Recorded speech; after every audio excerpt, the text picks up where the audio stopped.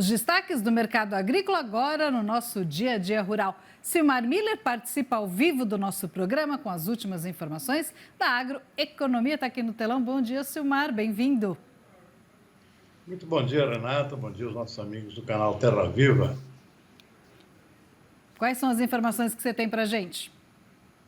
Ora, vamos começar pelo mercado aqui. O mercado hoje operando com predominância de alta, especialmente na área de grãos. Soja voltando a subir, 0,5%. Trigo também sobe um pouquinho, 0,4%. O milho na contramão agora há pouco estava caindo um pouco na Bolsa de Chicago, 0,1%. Na Bolsa de Nova York, destaque para o algodão com alta, 0,7%. Açúcar também, o mercado bastante aquecido, segue subindo como nos dias anteriores. Nesse momento, 0,7% na Bolsa de Nova York.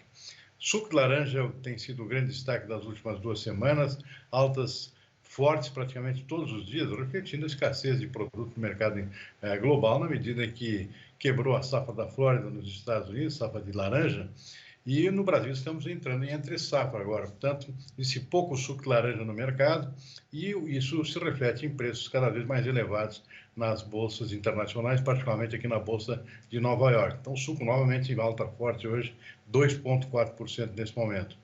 A contramão está caindo o café, 1,3%, e o cacau, menos 0,7%. Aqui ainda no mercado futuro da B3 em São Paulo, o mercado do boi gordo segue mostrando recuperação, assim como no mercado físico.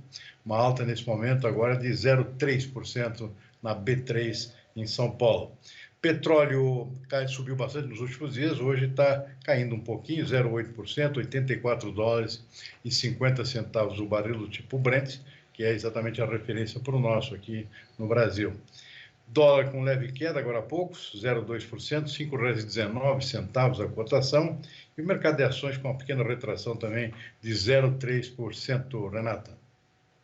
A gente deu agora, né, a redução do ISJ para as estimativas da Argentina, já era esperado, né? Não houve novidade aqui, já havia especulações nesse sentido. O que se pode observar é que a redução que foi feita pelo SI nas suas estatísticas ainda é modesta. As estatísticas lá na Argentina apontam uma quebra na produção muito maior, especialmente no caso da soja. O STA aposta em uma produção de 41 milhões de toneladas, que já é pequena em relação à expectativa inicial, que era de mais de 50 milhões, mas dentro da Argentina, com a Bolsa de Rosário, por exemplo, com uma fonte bastante confiável, está apostando aqui numa produção inferior a 35 milhões de toneladas. Tal é o estrago causado pela seca que não termina na Argentina e já inclui aqui, por exemplo, regiões de fronteira, como é o caso do Uruguai, e também o Rio Grande do Sul e partes de Santa Catarina aqui no Brasil, que também estão sofrendo muito com falta de chuvas e temperaturas altíssimas. Então, estamos aí com uma situação de quebra na safra, pelo menos nessa parte da América do Sul, que pouco a pouco vão acabar influenciando mais o mercado internacional, porque são regiões importantes em termos de produção e de exportação. Então, isso não está sendo contemplado nas estatísticas, tanto do SI quanto da Conab ontem, que também foi modesta nos seus cortes na produção do sul do país. Principalmente isso vai aparecer na próxima divulgação da Conab, no mês que vem, certamente vai aparecer uma perda maior, infelizmente. Acha que esses números, Silmar, no caso da Argentina, podem influenciar na questão de tecnologia? Porque sem recurso o produtor pode acabar investindo menos em maquinária e em tecnologia. Isso já vem acontecendo aqui no próprio Rio Grande do Sul, que já sofreu uma queda muito forte na sua produção no ano passado. Isso, claro, diminui a renda do produtor, ele fica sem capacidade de investir em modernização do seu maquinário, principalmente, né? O setor de tecnologia, de máquinas agrícolas, é o que mais sofre com esse tipo de retração da renda do produtor. Em outros setores, ele não tem muito como economizar, por exemplo, fertilizantes. Ele pode reduzir um pouquinho, mas se reduzir muito, ele acaba colhendo menos. Então, ele procura manter certo investimento em fertilizantes, por exemplo, e em boas sementes também. Agora, a maquinaria, infelizmente, é o setor mais afetado quando isso acontece. Agora, esse aumento das exportações de carne suína, né, com um crescimento de 19,6%, o que você achou desse número? É expressivo? Uma excelente notícia para início de ano. É um setor que sofreu muito no ano passado por conta da recuperação do rebanho da China. A China começou a comprar menos carne suína brasileira, então isso afetou bastante as exportações brasileiras nos últimos 2 anos, particularmente no ano passado. No segundo semestre já começou a aparecer uma certa melhora com diversificação de mercado, ou seja, uma tentativa aqui do Brasil de diminuir a dependência da China. Isso está frutificando agora, conforme a gente vê nessas estatísticas já de janeiro. O Brasil exportando mais carne suína para o Chile, por exemplo, um mercado novo que está se abrindo para a carne suína brasileira, e tem uma expectativa muito grande com novos mercados também que estão se ampliando, que é o caso do Canadá e também do México.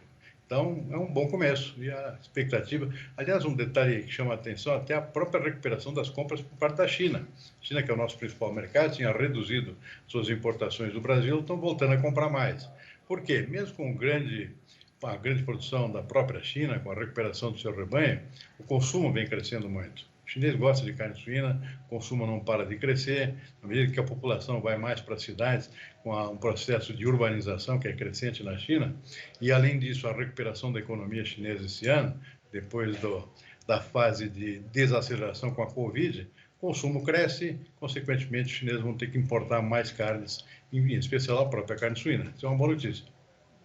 E agora, com relação à taxa de juros, a autonomia do Banco Central, essa situação continua, essa discussão continua no governo, né?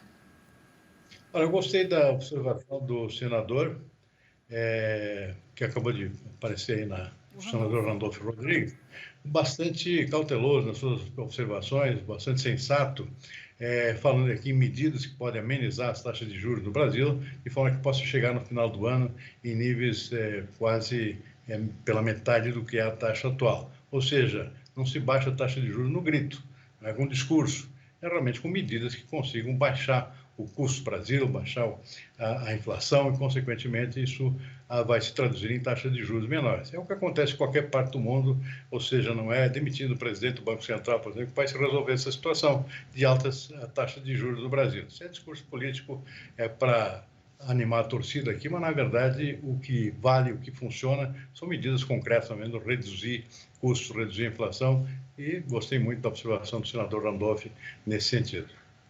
Teria que consultar o Congresso, teria que ser uma decisão do Congresso, né? A autonomia do Banco Central não pode ser mudada agora, né? O presidente não pode ser mudado num piscar de olhos. Não faria sentido nenhum, né?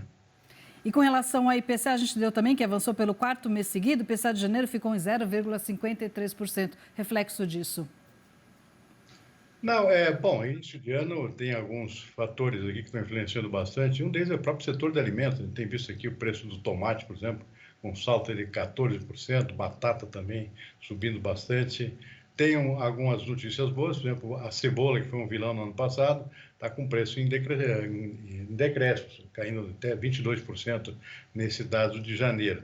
Mas isso tem a ver muito com a questão climática, afeta sempre muito o setor de hortigranjeiros, por exemplo, no início do ano. Tem chovido demais em boa parte do Brasil, só tem seca lá no Rio Grande do Sul, lá na minha terra. Agora, no resto do Brasil, é chuva demais, e isso, claro, está afetando principalmente o setor de alguns hortigranjeiros que são muito sensíveis a excesso de chuvas, e o caso do tomate, por exemplo, que é o grande vilão dessa inflação aqui de janeiro, novamente, assim como foi no ano passado.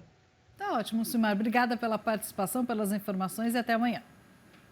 Até amanhã, boa tarde. Boa tarde.